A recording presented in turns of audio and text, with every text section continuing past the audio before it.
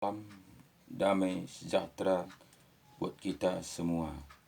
Di mana pada pagi hari ini kita berjumpa lagi. Tuhan masih memberikan kesempatan buat kita. Jadi Bapak Ibu Saudaraku, pada pagi hari ini harus kita bersyukur kepada Tuhan. Sebelum kita membuka renungan pagi kita, mari terlebih dahulu kita berdoa kepada Tuhan. Tuhan Yesus yang baik, teramat baik, sangat baik, di mana Tuhan Kau telah membimbing, menopang, menyertai, melindungi kami dari pagi, siang, sore, bahkan di malam hari tadi kami tidur nyenyak. Dan pada pagi hari ini Engkau telah banguni kami dengan sehat walafiat. Itu semua Tuhan Yesus kami rasakan oleh tuntunan penyertaan pelindungan-Mu. Terima kasih Bapa, kami hanya bisa mengucap syukur atas semua kebaikan-Mu, di mana pada pagi hari ini Engkau telah banguni kami dengan sehat walafiat, dan kami masih bisa mendengarkan renungan pagi, supaya kami mengingat kebenaran firman-Mu, dan kami bisa berjalan seturut dengan kehendak-Mu. Kami tahu Tuhan banyak kekurangan kelemahan kami, dalam pemikiran kami, tingkah laku kami, tapi kami percaya Bapa, Engkau tetap menopang, mengulurkan tangan-Mu, memenuhi kami dengan tuntunan Roh-Mu, sehingga betul-betul Tuhan kami mengerti jalan-jalan yang Kau berikan kepada kami. Terima kasih Bapa, kami percaya Bapa, Engkau tetap menyertai renungan kami dari awal pertengahan akhir berjalan baik oleh tuntunan penyertaan pelindungan-Mu. Di dalam nama Yesus kami berdoa dan bersyukur. Haleluya. Amin. Jadi pada pagi hari ini kita akan membaca firman kebenaran, di mana Yohanes 6 ayat 34 mengatakan demikian. Maka kata mereka kepadanya, Tuhan, berikanlah kami roti itu senantiasa. Karena murid-murid tidak mengerti tentang hal-hal bagaimana pikiran Tuhan Yesus. Bahkan pikiran murid-murid roti adalah roti jasmani. Padahal Tuhan Yesus berbicara tentang roti kehidupan, yaitu firman kebenaran. Roti itu adalah perumpamaan firman. Jadi roti itu yang dimaksud Tuhan Yesus adalah firman. Maka ayat 34, maka kata mereka kepadanya, Tuhan, berikanlah kami roti itu senantiasa. Kata Yesus kepada mereka, Akulah roti hidup. Barang siapa datang kepadaku, ia tidak akan lapar lagi. Dan barang siapa percaya kepadaku, ia tidak akan haus lagi. Jadi cukup jelas Tuhan Yesus mengatakan bahwa dirinya adalah roti kehidupan. Bahkan katanya, barang siapa minum darahku, dia tidak akan haus lagi. Berarti roh Tuhan. Jadi darah Yesus itu adalah roh Tuhan, Roh Kudus. Jadi Yesus membuat perumpamaan kepada murid-muridnya. Namun murid-muridnya tidak mengerti. Bahkan kita melihat begitu banyak yang mengikuti Tuhan Yesus hanyalah untuk perkara-perkara dunia. Datang karena membuat mujizat, di mana memberi makan beribu-ribu orang. Jadi manusia berbondong-bondong untuk mengikuti adalah karena mujizat, perkara-perkara dunia. Jadi di sini Yesus memperjelas kepada murid-muridnya supaya jangan berpikir perkara-perkara daging, perkara-perkara dunia, tapi berpikirlah perkara-perkara surgawi. Karena hidup ini sementara, hidup ini hanya singgah. Jadi yang utama itu adalah roh kita. Yang berguna itu adalah roh kita. Karena semuanya ini termasuk tubuh kita, semua akan kita tinggalkan.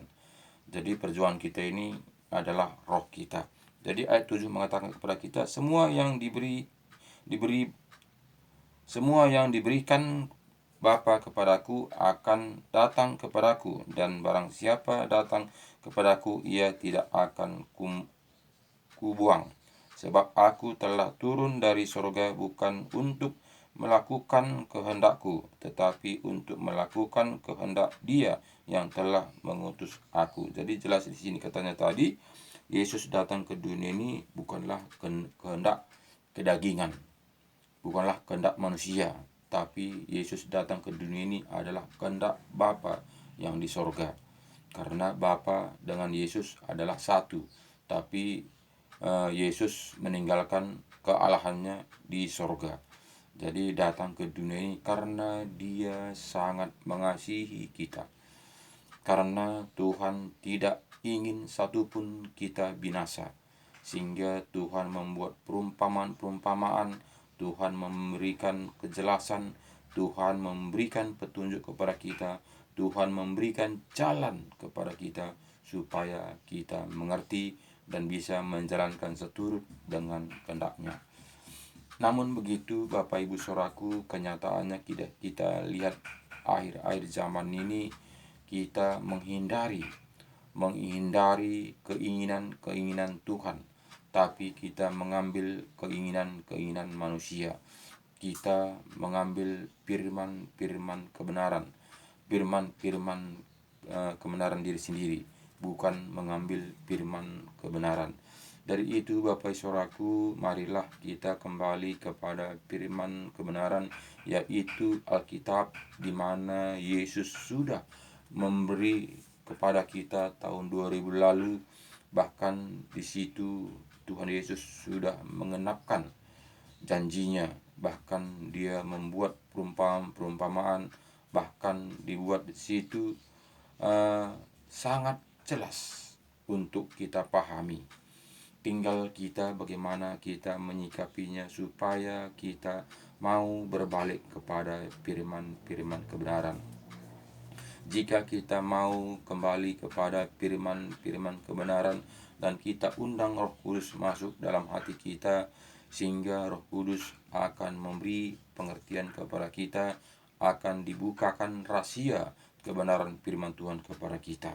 Jadi bukan karena kita harus hebat, bukan karena harus kita pintar, bukan harus sekolah kita tinggi-tinggi, tapi semua kita yang diciptakan Tuhan sama di mata Tuhan, sangatlah berharga sekali. Jadi yang penting saat ini Bapak Saudaraku, bagaimanapun keadaan kita saat ini, yang penting kita datang kepada Tuhan, beri hati kita kepada Tuhan, supaya Tuhan berkata-kata dalam hati kita bagaimana seturut dengan kehendak-Nya. Jadi Bapak Ibu Saudaraku, jika kita tidak kembali kepada firman kebenaran, tentu kita akan diserongkan jauh untuk menghindari firman kebenaran, supaya kita dibawa ke api neraka bersama-sama Dia, di mana Dia akan sudah di ambang pintu. Jadi ini semua Bapak Saudaraku harus kita menyadarinya. Harus kita tahu siapa kita sebenarnya jika kita mau ingin mendapatkan kehidupan yang kekal itu. Jadi itu semua Bapak Saudaraku adalah kita yang menentukannya, bukan siapa-siapa. Karena hidup ini adalah pilihan. Jadi lanjut ayat 39 katakannya kepada kita, dan inilah kehendak Dia yang telah mengutus aku, yaitu supaya dari semua yang telah diberikannya kepadaku jangan ada yang hilang, tetapi supaya kubagikan kepada akhir zaman. Sebab inilah kehendak Bapakku, yaitu supaya setiap orang yang melihat Anak dan yang percaya kepadanya beroleh hidup yang kekal, dan supaya aku membangkitkannya pada akhir zaman. Jadi sini sangatlah jelas katanya kepada kita adalah kepada Tuhan Yesus, kepada Tuhan Yesus, katakannya tadi jelas kepada kita tadi, sebab inilah kehendak Bapakku, yaitu supaya setiap orang yang melihat anak dan yang percaya kepadanya beroleh hidup yang kekal, dan supaya aku membangkitkannya pada akhir zaman. Jadi Yesus akan datang kembali untuk mengangkat kita yang masih hidup, diubahkan sekejap, bahkan yang sudah mati diubahkan dengan sekejap untuk dihakimi. Jadi kita semua nanti Bapak Saudaraku akan dihakimi menurut perbuatan kita. Jadi kita harus mengerti, tidaklah seperti dunia mengatakan asal percaya saja pasti masuk ke dalam surga. Jadi jika memang betul-betul asal percaya kita masuk dalam surga, berarti kita tidak perlu dihakimi. Tapi menurut firman Tuhan, semua kita akan dihakimi menurut buku kehidupan apa yang kita lakukan selama kita masih hidup. Jadi Bapak Ibu Saudaraku, di sini jelas Tuhan Yesus mengatakan, dan supaya aku membangkitkannya pada akhir zaman, maka bersungut-sungutlah orang Yahudi tentang dia, karena ia telah mengatakan, akulah roti yang telah turun dari sorga. Jadi sini orang Yahudi sangatlah kecewa. Orang banyak sangatlah kecewa karena orang Yahudi menganggap roti itu adalah roti daging, untuk mengenyangkan daging. Padahal Yesus mengatakan, akulah roti. Jadi barang siapa memakan aku, dia akan kenyang, tidak akan lapar lagi. Itu Yesus mengatakan kepada kita, kepada yang datang berbondong-bondong untuk mendatangi dia. Jadi memang sampai saat ini Bapak Saudaraku, kita melihat banyak juga saat ini orang Kristen yang mengatakan, saya anak-anak Tuhan, datang ke gereja hanya mencari berkat, berdoa minta berkat. Jadi bukannya berdoa supaya dia dibangkitkan, bukannya berdoa untuk dia mampu untuk menghadapi liku-liku tantangan hidup dunia ini, tapi dia memikirkan hal-hal tentang dunia. Jadi itu tidaklah heran Bapak Saudaraku, karena murid-murid Yesus juga berpikir tentang hal-hal seperti itu, seperti Judas Iskariot. Kita melihat berpikir tentang uang terus, sehingga akhir hidupnya binasa, sehingga dia bunuh diri. Jadi itu kenyataan. Itu Yesus membuat contoh buat kita bahwa semua nyata, jelas. Jika pikiran kita uang seperti Yudas, tentu tidak layak. Bahkan kita melihat muridnya 12 saja tidaklah seperti kehendak Tuhan Yesus. Jadi Bapak Ibu Saudaraku, semua itu haruslah kita kembali kepada Alkitab, supaya kita mengerti jalan-jalannya Tuhan. Jika kita tidak kembali kepada Alkitab, kita tidak akan mengerti. Ayat 41 mengatakan, maka bersungut-sungutlah orang Yahudi tentang dia, karena ia telah mengatakan, akulah roti yang telah turun dari surga. Kata mereka, bukankah ia ini Yesus anak Yusuf, yang ibu bapanya kita kenal? Bagaimana ia dapat berkata, aku telah turun dari surga? Jadi orang banyak itu melihat daging, melihat dunia, sehingga dia mengatakan, kata mereka, bukankah ia ini Yesus anak Yusuf, yang ibu bapanya kita kenal? Bagaimana ia dapat berkata, aku telah turun dari surga? Memang dia melihat secara mata. Memang Yesus adalah anak tukang kayu, anak Yusuf. Tapi itu bukanlah yang dikatakan itu rohania.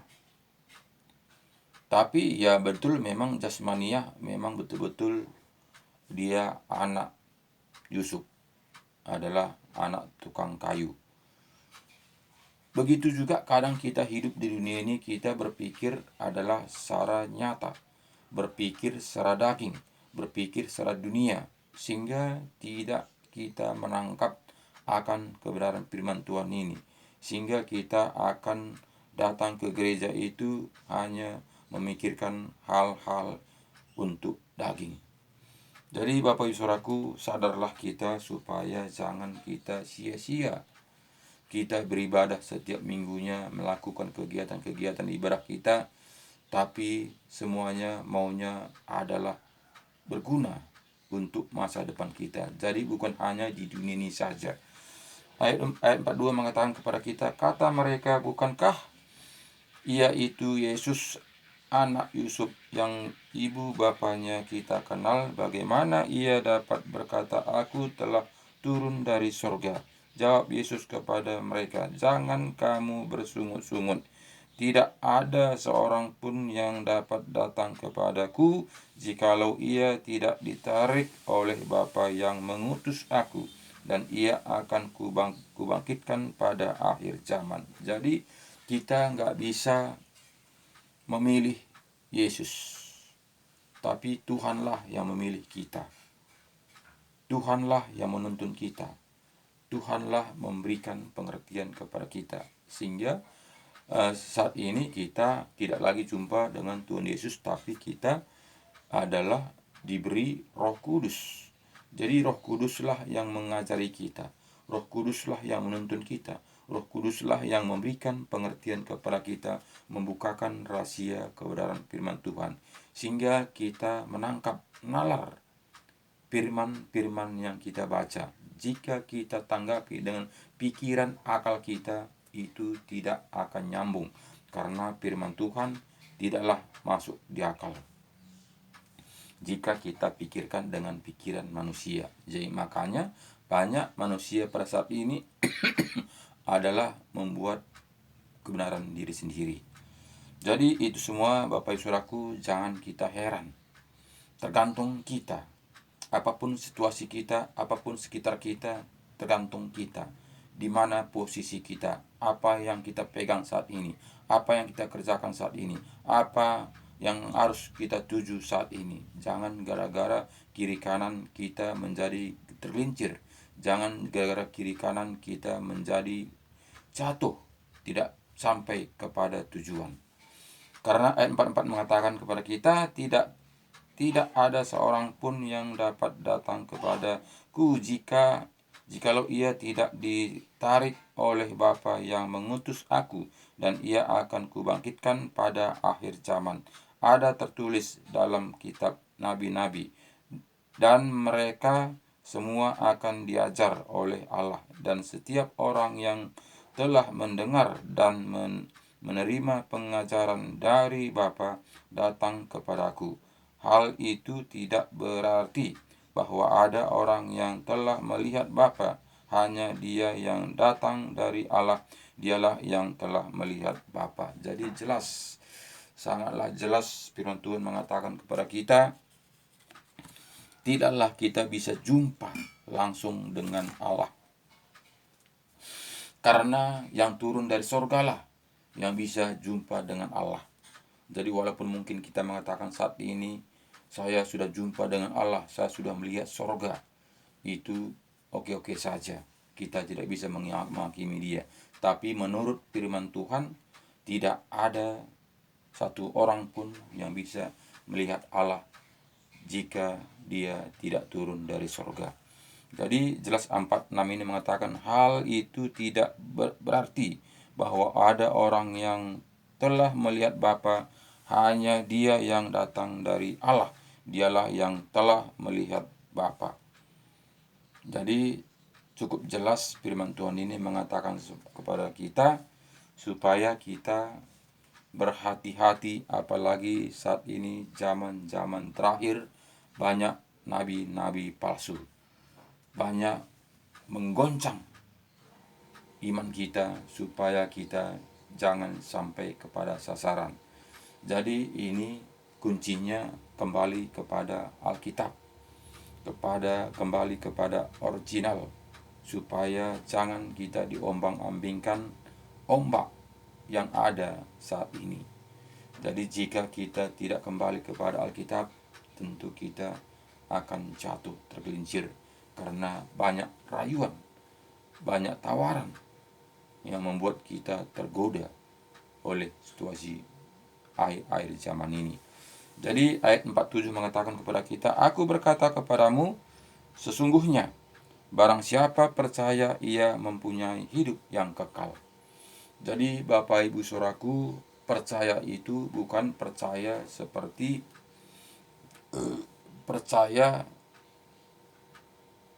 kita yang tidak pernah ke luar negeri. Misalnya seperti saya tidak pernah ke Bali. Kata orang Bali itu indah, kata orang, karena saya belum pernah ke sana. Tapi jangan kita hanya kata orang. Jika kita hanya kata orang, tentu kita tidak tahu bagaimana aslinya.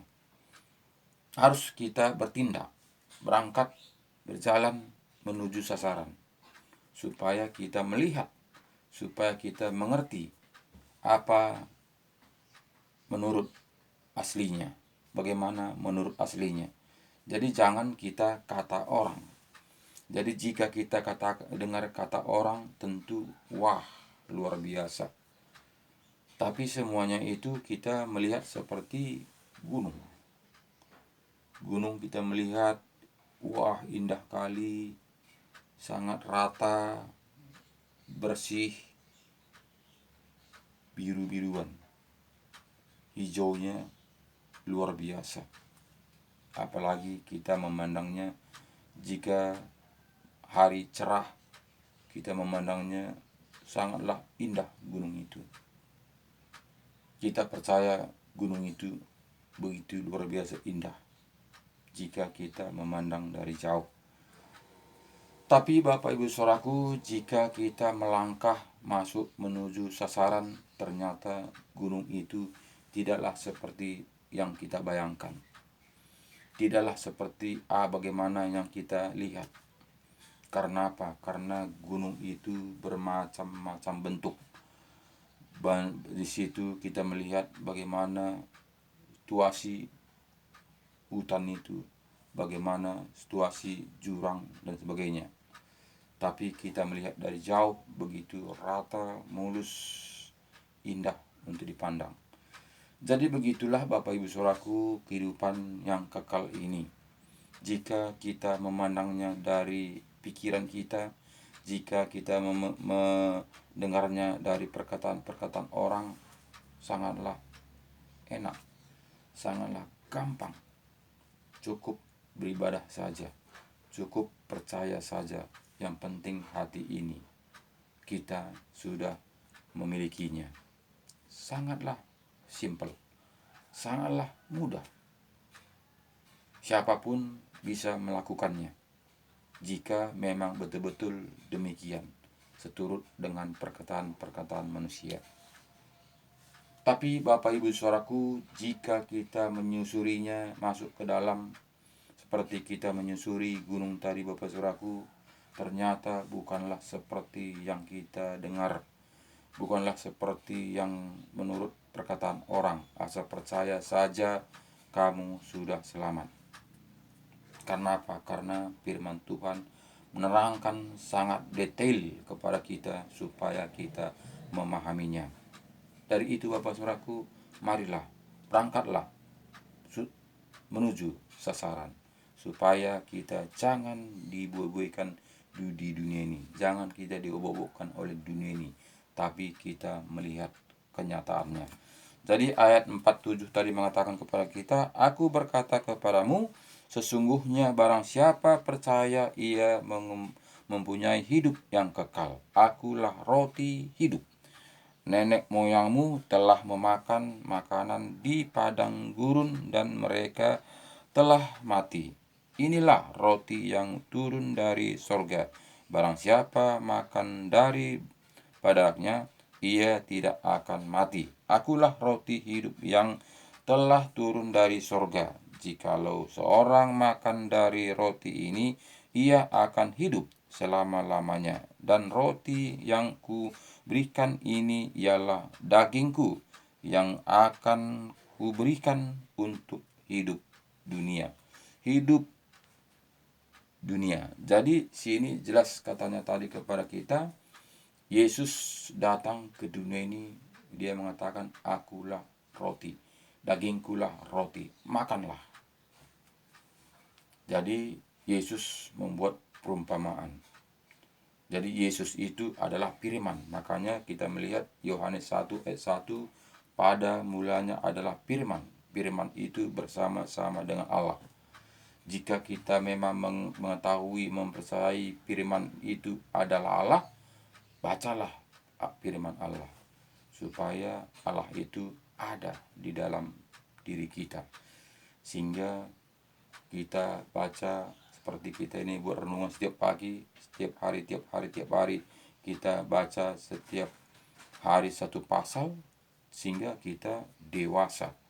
Kita tidak lagi bisa digoncang oleh dunia ini.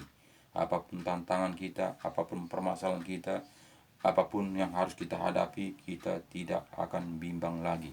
Karena apa? Karena Tuhan sudah dewasa di dalam hati kita ini. Karena kita sudah membaca firman kebenaran. Karena Tuhan mengatakan pada mulanya adalah firman. Firman itu adalah Allah sendiri. Jika kita percaya firman itu adalah Allah sendiri, baca firman itu, tentu kita dewasa. Tentu kita kuat karena ada Allah di dalam diri kita. Jadi Bapak Ibu Saudaraku, semuanya itu tergantung kepada kita. Bagaimana kita menyikapinya, apakah kita hanya mengikuti aturan-aturan dunia ini, apakah kita mengikuti aturan-aturan Tuhan Yesus. Itu tergantung kita. Memang Bapak Ibu Saudaraku, sangatlah sukar untuk kita lakukan seturut dengan firman Tuhan. Tapi jangan khawatir, karena Tuhan Yesus tetap menuntun kita. Karena Yesus mengatakan kepada kita di Yohanes 14 kepada kita, jelas dikatakan supaya kita melakukan seturut dengan kehendak-Nya. Jadi sini Tuhan Yesus mengatakan, jikalau kamu mengasihi aku, kamu akan menuruti segala perintahku. Berat. Bagaimana kita mengikuti seturut dengan perintah Tuhan jika kita berpikir secara daging? Itu sangatlah berat. Tapi Tuhan Yesus mengatakan kepada kita, jangan khawatir. Aku akan minta kepada Bapa dan ia akan memberikan kepadamu seorang penolong yang lain, supaya ia menyertai kamu selama-lamanya. Jadi bukan dengan kekuatan kita, bukan kepintaran kita, bukan kehebatan kita, tapi Tuhan memberi seorang penolong, yaitu kita melihat ayat 17, yaitu roh kebenaran. Dunia tidak dapat menerima dia, sebab dunia tidak melihat dia dan tidak mengenal dia. Tetapi kamu mengenal dia, sebab ia menyertai kamu dan akan diam di dalam kamu. Jadi itulah membuat kita kuat. Itulah membuat kita mengerti. Itulah membuat kita dewasa. Karena ada firman kebenaran, roh Tuhan menyertai kita, roh Tuhan memberikan kita kekuatan, sehingga kita mampu untuk melakukannya. Jika kita tidak diberikan Tuhan roh penolong, memang kita tidak bisa berbuat apa-apa, karena penghuni dunia ini begitu licik, penghuni dunia ini begitu pintar, penghuni dunia ini akan segala cara untuk merayu kita supaya kita tergoda oleh pancing-pancingan rayuannya untuk mengikut dia bersama-sama untuk akan berjalan untuk dibakar. Jadi Bapak Saudaraku, kita harus kembali kepada firman kebenaran. Tidak ada pilihan lain. Jika kita memang mau selamat mendapatkan kehidupan yang kekal itu. Jadi Bapak Saudaraku, inilah renungan kita di pada pagi hari ini. Karena waktu kita sudah 30 menit, karena waktu hanya bisa saya naikkan ke YouTube 30 menit. Jadi terima kasih. Saksikan terus, share kepada teman-teman kita supaya teman-teman kita juga mendapatkan firman-firman kebenaran ini, supaya kita bersama-sama mendapatkan kehidupan yang kekal ini. Jadi kita diajari Tuhan Yesus, kita tidaklah orang egois, tapi kita memperhatikan sekeliling kita, merangkul sekeliling kita, mendoakan sekeliling kita, mendoakan semua keluarga kita, saudara kita di mana saja berada di pada pagi hari ini. Jadi terima kasih banyak, jaga kesehatan, serahkan diri kita kepada Tuhan sepenuhnya, baca Alkitab, taati, renungkan, lakukan, bertindak. Tuhan akan memberi upah dengan luar biasa, yaitu kehidupan yang kekal. Terima kasih banyak. Dadah.